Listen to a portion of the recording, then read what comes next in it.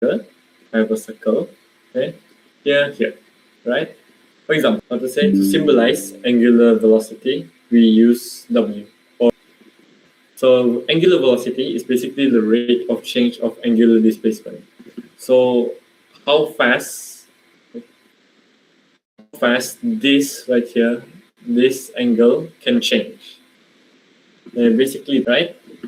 Then all of this is per t, but usually t will be either in seconds or in minutes, and theta would usually be 2 pi, right?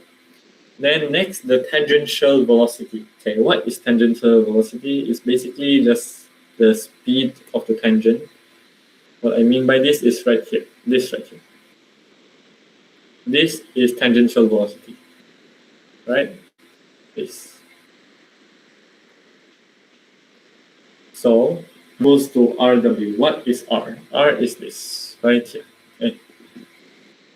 R is this. Here. Do you all take admats? Because this is in admats syllabus right here. Derive this equation. We can derive this equation by using the S equals R theta. So I'll show it for you right here. So first, we are using this, right? We're using this. So I'll rewrite it again. But this time, I will bahagi or divide by t. T is equals to time. Alright? T time right here. So S per t, or R here, then there's t right here. So because this is in this right here is multiplication, so it will go to either one. And I chose theta t. Why? Because theta t is equals or omega right here, right?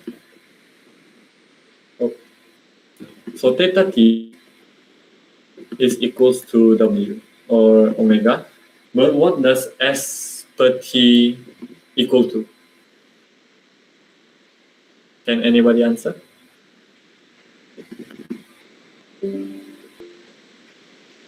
V. Yes, correct. Oh, everybody is correct. Congratulations. So V is equal to V. So for those who might not get it, S per t in linear motion, S is displacement, and t is time. So that will equal to velocity. So that's basically what we get here, V. Tangential for circular motion, we get tangential velocity, right? So we are going to go to the next one, which is centripetal acceleration. Okay, acceleration of a body in circular motion direction is towards the center of the. This is the definition for it, centripetal acceleration, and these are the equations for it. Basically, how we derive this equation is we take the equation just now, and we just put in the linear motion to it. So, and that's how we get these three equations. Basically, we just pop these equations into these, and then you will get the answer. All right.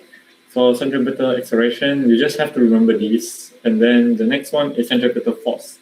So centripetal force is basically the resultant force that causes the body to move in a circular motion, and all the forces are towards the center, right?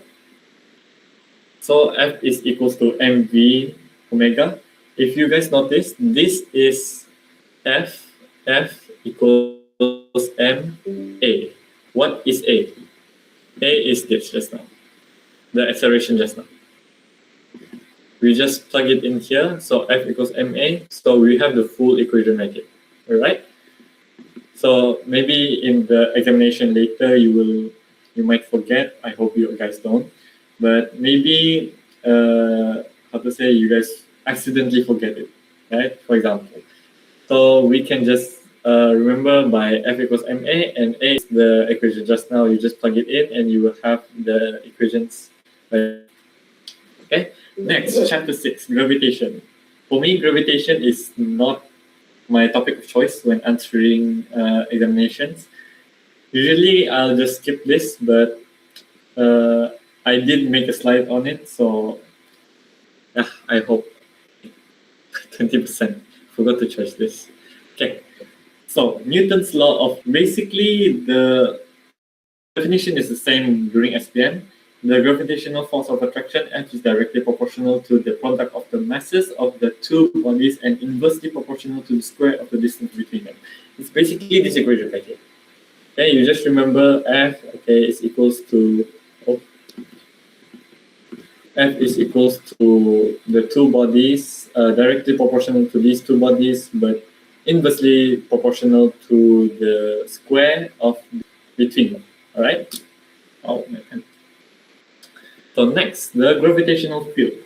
A gravitational field is a region where gravitational forces act on a body with mass, and the gravitational field strength, on the other hand, is the point in gravitational field where the gravitational pull per unit mass on a body at that point. So try to make you guys understand this. It is quite complicating at first. So for example, this, let's just say this is Earth, right? This is Earth right here. So gravitational field is basically the region, okay? Wrong. The region of the gravitational, how to say? The force of the gravitation. So for example, around this, all right, this is Earth, right? This is Earth right here, landmarks or something. And the rest are the seas. This right here, all of this is the gravitational field. Basically, around here is where we get the feeling of gravitation, okay? The gravity. Gravitational strength, on the other hand, is when in this, because it looks so funny. Okay, so this is Earth right here, that, and that. So this is the gravitational field, right? Gravity, or short gravity field, right? So basically, gravitational field, inside this gravitational field, and that one point, this is the force, what we call gravitational field strength, right? Field strength. Okay, in exam, don't write gravity. That's wrong. Then I'm just doing this to shorten what I call this. And next, so basically here, point in a gravitational field where the gravitational per unit mass on a body. All right. So it's basically just that point right there. It's basically this little point right here, right? And here and down. Okay. So G is equals to Gm per r squared. G is the gravitational strength, and this is the equation to calculate it. So from that's a lot of notifications. So basically, using this equation, we can count the 9.81. Okay, the 9.81 is the gravitational strength for the Earth, and to get that, we just plug in this equation right here. Like this is 6.108, if I'm not wrong. This is something 5.96 times 10^34, right? Then the gravitational constant. If you guys don't remember the constant or other thing, what you guys have to remember is the formula at the end of the session. But what you have to understand is the formula. Another thing is you have to understand the constant, how you're going to use them. But the constants are usually provided. So for in my trial paper,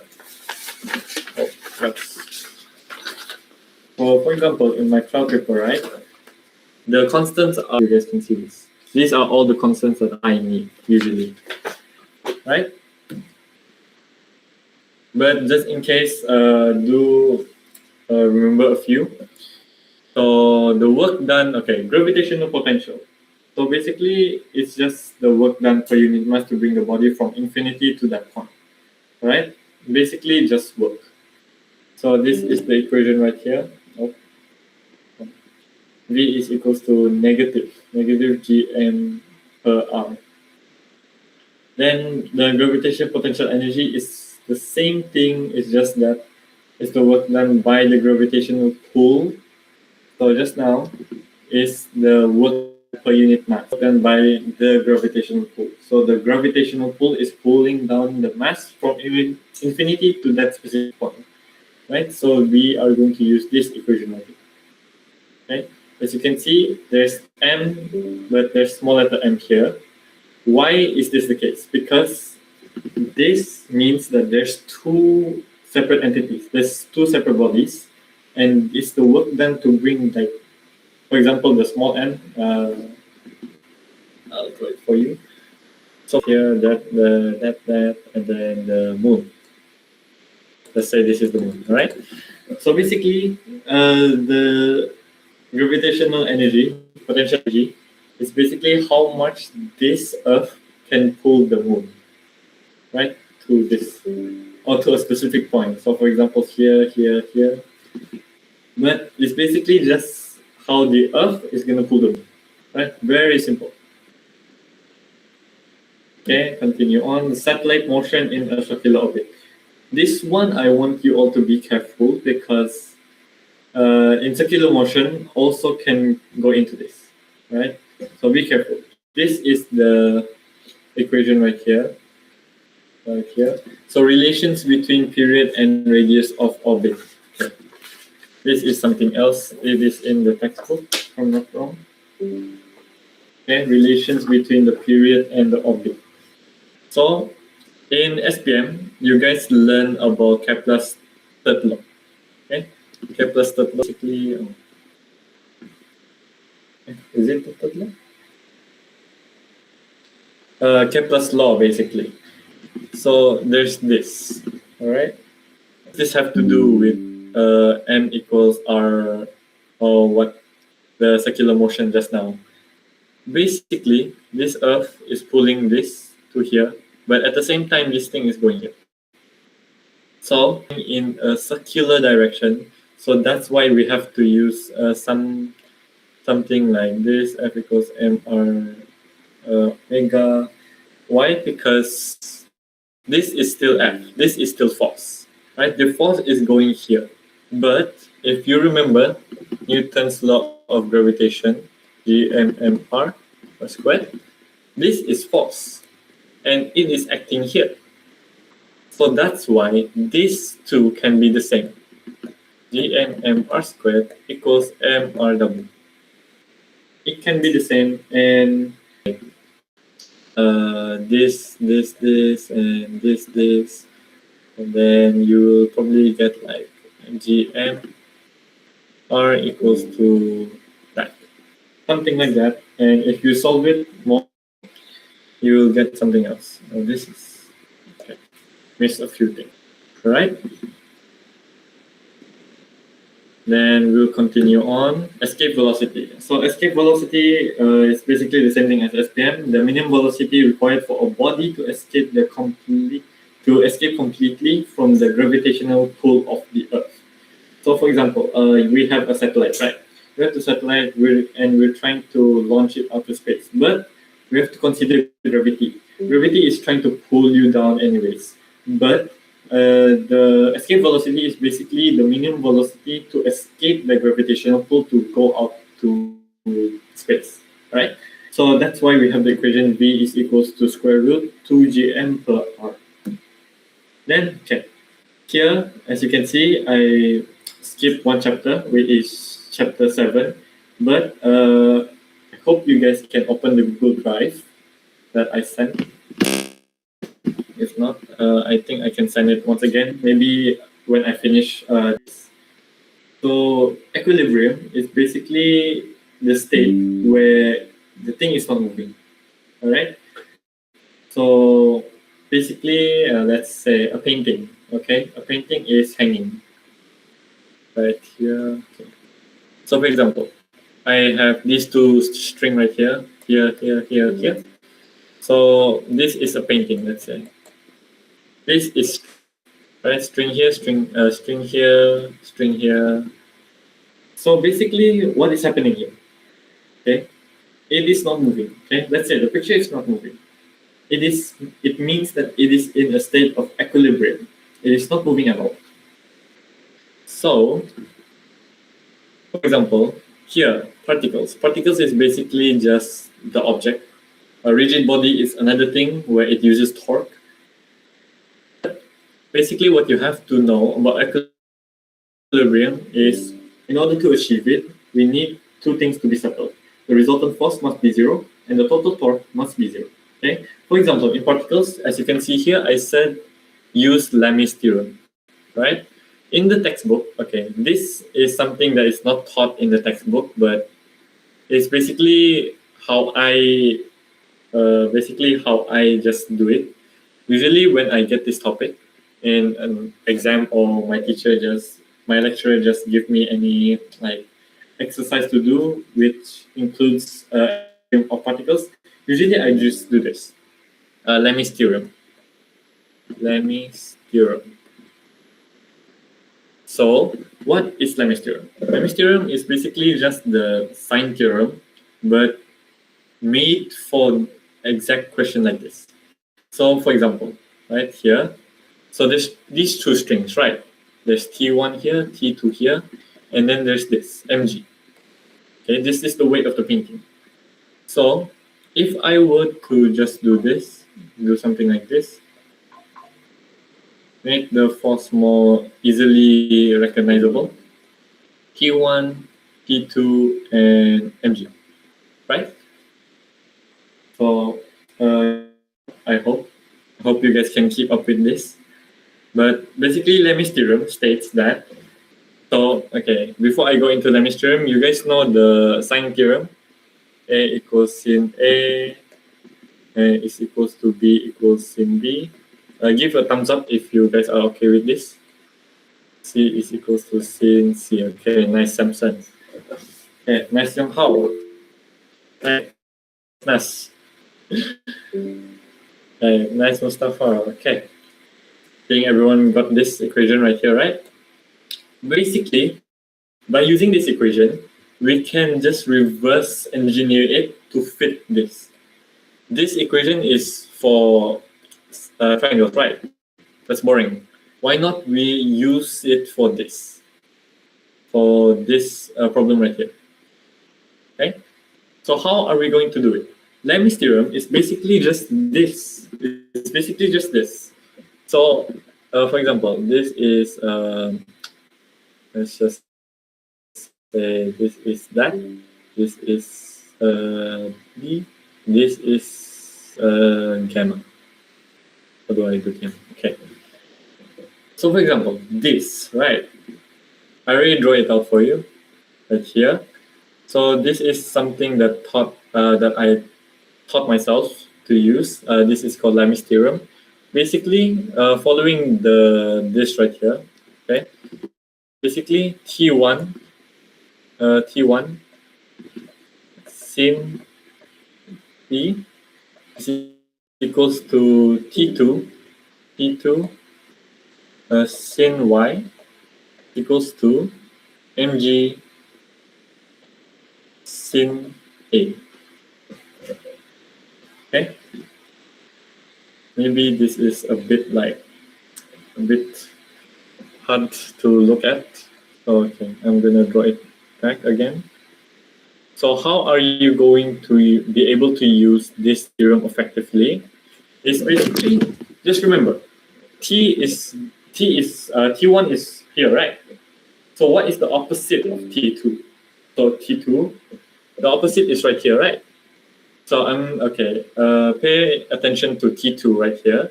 What is the opposite of T2? Is that right here, right? Is this right? So let's name this maybe Y, right?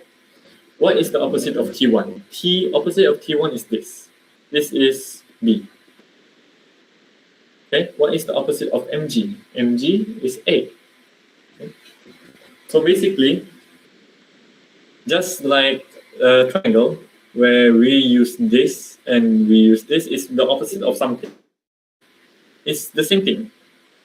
So from here, I can say like T1 is equals to sin B, T2 is equals to sin Y, and mg is equals to A, sin A. Basically, just use this equation. Confirm betul. Trust me.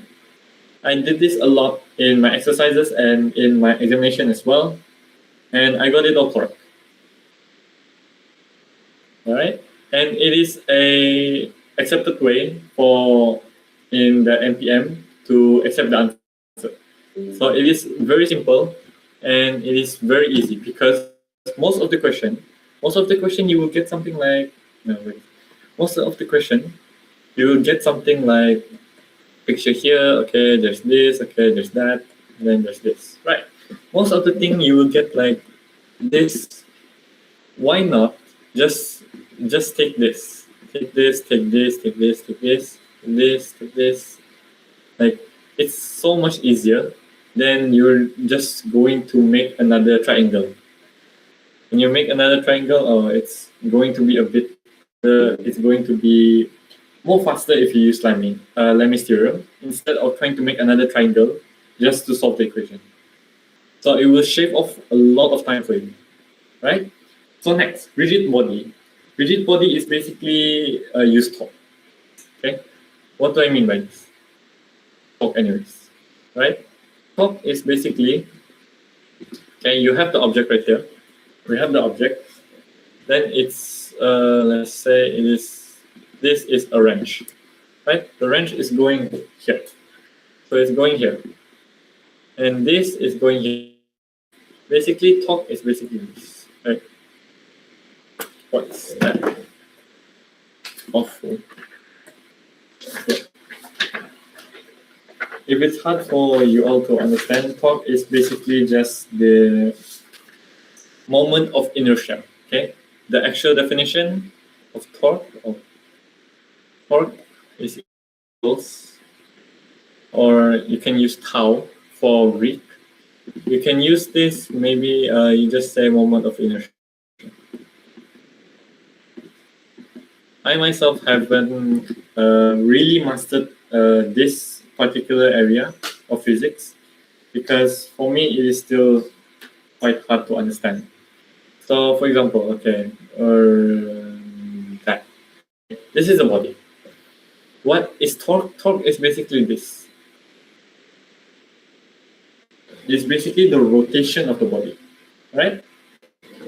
So another example I can give probably this, okay? This is a steel beam. The center of gravity is right here. The center of mass is right here. Center of mass. So there are, in this particular topic, there are two things you have to consider. There's one thing you have to consider, which is moment. What is moments? Moments is basically just torque. Torque is the rotation, right? Moment is the rotation as well, but there are two types. There are anti-clockwise and clockwise. So for example, this right here and this right here. There are two types. And equilibrium, basically these two, the anti and the anti must be equal to the clockwise. Okay, this is the long for this is anti-clockwise, and this is just clockwise. All right. So in order to achieve equilibrium of the what you call this, a steel rod, I guess, a beam. So in order to achieve equilibrium, these two must be equal to 0. This and this, this right here and this, it does not mean it has to equal to 0, but once this and this plus or what do you call this? Plus minus. Either plus or minus, it must be equal to 0. That is the condition to the body to be able for that body to be in equilibrium. Okay? The resultant force is equal to 0. The torque is equal to 0 as well. So I can't really explain well on the topic of torque because it is just a chapter for me to not understand. Very hard to understand. Okay, chapter 9, the formation of solids. Right. Basically, the formation of solids is very easy. It's very easy to understand, in my opinion. So, but if you have any questions about it, please do ask. So basically, you have to understand stress and strain. Stress, we use sigma to represent it. This is sigma. This is epsilon for strain. So basically, what is this? This is just the formula for it. So F is the force acting upon it, acting upon on the. I guess sometimes in this topic we use a rope. So just the force acting on the rope. Then there's this, the cross-sectional area, right? This is the, which one is it? This is the original length, and this is the extension. So, okay, I think I'll just draw it because it's much easier. Okay, so for example, I have a rope, right? I have a rope here, that.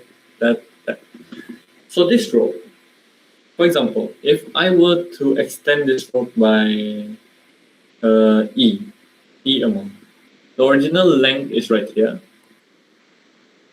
This is the original length. Then, how do I even extend the rope? So there's going to be a force here. Force. But in here, right here, this is the cross-section area. So right here, you have the cross-section area, the force, the extension, and the length, original length. All right? So I think that clears it up. Okay, graph. Okay, graph. There are two types of graph. The full name of the topic is force against extension graph and stress against strain graph. The reason I didn't put it in my slides is because it's quite hard to draw. So I'll just draw it so that you guys can understand. So there's this, there's that. Force. So this is the force against extension graph, but stress and strain graph is basically the same. If I were to draw the stress and strain graph, another graph for stress and strain is this. So I'll be using this anyways. So we've got the here. This is the this. Okay. This A, this L, this B. Somewhere here is C, and here is D. Okay. What do all these points mean? So, draw this out. Okay. So what do all of these points mean? So A, limit of proportionality. So if you guys want to refer, there's it is in your textbook, the reference, the Plani textbook. So basically, what is A? A is basically the limit of proportionality where the extension is still proportional to the force, and L, if I'm not wrong, L is the elastic limit. Basically, when you when you pull on a wire or when you pull on a rope, there's a limit where when you pull on the rope, it will break, right? So before it breaks, that is what we call the limit of the elastic limit, basically. And D, wait, actually I got B. All right. B is the point where B is where when you pull on the rope, sometimes when you over pull it, it will like stay that way. It will not return. Okay, for example, this right here. This is the original length, but when you pull it past B, it will stay. It will stay like this. It will not return to the original length, right? It will stay like this. That length, right? C is where the maximum force is reached.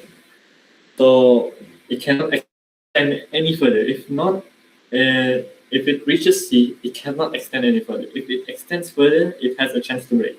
And D, when